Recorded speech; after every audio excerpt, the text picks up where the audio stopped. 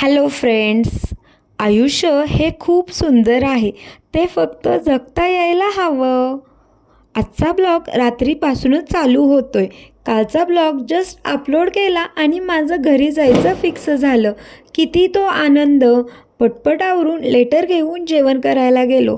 जेवण करून लेटर देऊन रूममध्ये आलो आणि जाण्याची तयारी केली. आनंद इतका की लवकर झोपही लागत नव्हती. कशी तरी झोप लागली. सकाळी लवकर उठून आवरून घेतले. खूप दिवसांनी परत येणार होतो, त्यामुळे सर्व रूम झाडून घेतली, कचरा टाकून घेतला, पूर्ण आवरून घेतली आणि निघाले. नाश्ता करून घेतला पहिला, मग KMT भेटली. KMTला तिकीट मात्र कमी असते, तरी पण ती पूर्ण कोल्हापूर फिरवते. KMTने स्टँडवरती आलो. आल्यावरती इस्लामपूरची बस तर काय लागलीच नव्हती.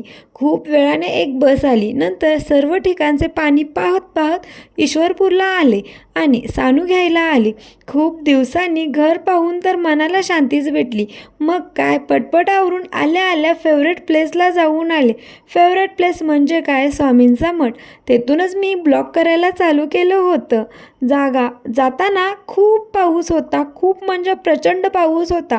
मला वाटतंय स्वामी आमची परीक्षाच पाहत होते, आम्ही येतोय की नाही. पण आम्ही पण खूप धीट आहोत, आम्ही जाणारच. आणि आम्ही गेलो. खूप छान दर्शन झाले, प्रसाद घेतला आणि तिथून परत यायला निघालो. परत येताना पाहतोय तर काय, इतकं ऊन पडलं होतं ना की आम्ही भिजलेलो, पूर्णपणे सुकून गेलो.